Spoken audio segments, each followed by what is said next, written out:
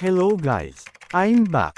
For today's video, ituturo ko sa inyo kung paano mag-open ng account sa GoTime Bank. Welcome to my channel. Please subscribe.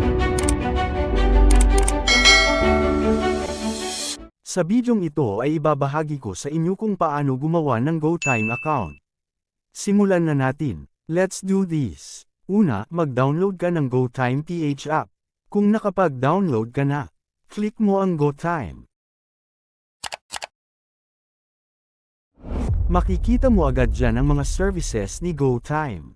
Gaya ng send money with free bank transfers, meron din silang 3% interest rate sa savings, at may Go Rewards points sila anywhere you shop. Since wala ka pang account para mag-login, click mo lang ang Open an Account. Sa pag-open ng account, ito ang mga requirements ni GoTime. Must be 18 years old and above. Dapat may valid ID. Must be in a well-lit location to take a selfie, and must have a home address in the Philippines. Kung meron ka niyan lahat, click mo ang Let's Start. Mapupunta ka sa Select Citizenship. Click Philippines. Then, click Next. Dito naman ay, e-enter mo lang ang iyong mobile number. Kung okay na, click ang Verify Your OTP. Magsisend sila ng 6 digits OTP sa mobile number mo. At yun ang tatype mo dyan. If ever may mag-pop up na tanong na, allow GoTime PH to react the message below and enter the code. Click mo lang ang allow. This time naman, e-enter mo ang iyong email address, then, click Next. At may mag-notify na nakasave na ang iyong email, tapos click mo lang Continue. Dito sa Get Exciting News and Updates, click lang ang Yes. Then, pwede ka nang mag-selfie, click Next.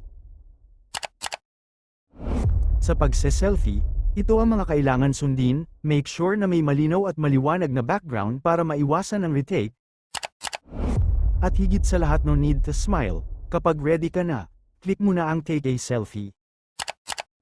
Kung nag-notify ng ganyang tanong na, allow GoTime PH to take pictures and record video. Click mo lang ang While using this app.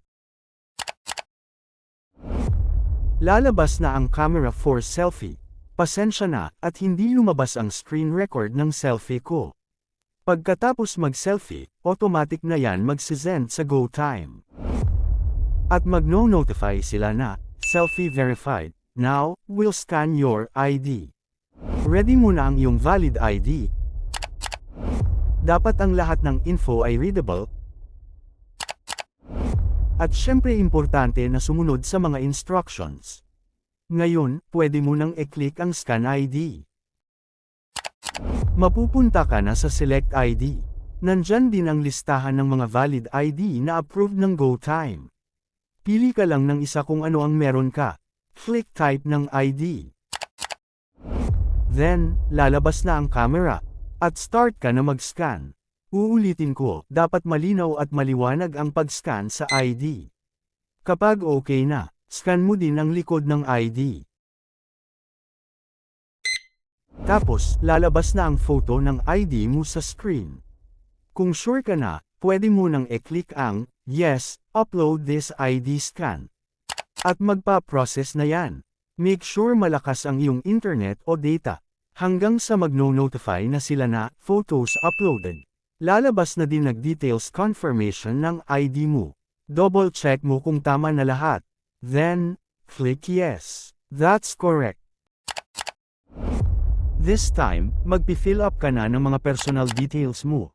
Hindi ko na babanggitin isa-isa para makaiwas sa mga violations. Basta sundan mo lang ang proseso.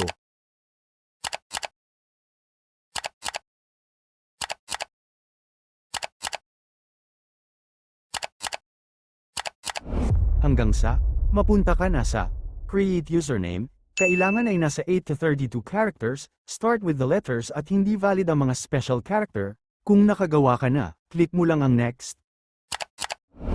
Then, gagawa ka na din ng passcode, tapos confirm passcode. Kung okay na, mag-no-notify sila na, your passcode has been set. Click mo lang ang got it. Then, magpa-process na yan, wait ka lang ng ilang sandali, hanggang sa magti-text na sa'yo ang GoTime para sa welcome message. Tapos, dadalhin ka na niyan sa info about Go Rewards. Click mo lang ang got it. Mapupunta ka naman sa, your account is ready to go. Click mo lang ang login. Kung sakali naman lumabas ang tanong na, get a referral code, ang code na yan ay manggagaling sa nag-refer sa'yo ng GoTime. Kung meron ka ay enter mo lang dyan. At kung wala ka naman, click mo lang ang, I don't have a referral code. Then, may confirmation question na, are you sure you don't have a referral code? Click mo pa rin ang, I don't have. At yun na, successful na tayong nakagawa ng account sa GoTime app. So, that's it for now. Sana ay may na-share ako. Salamat. Please subscribe for more. Kaya naman hanggang dito na lang. Hanggang sa muli. Bye-bye.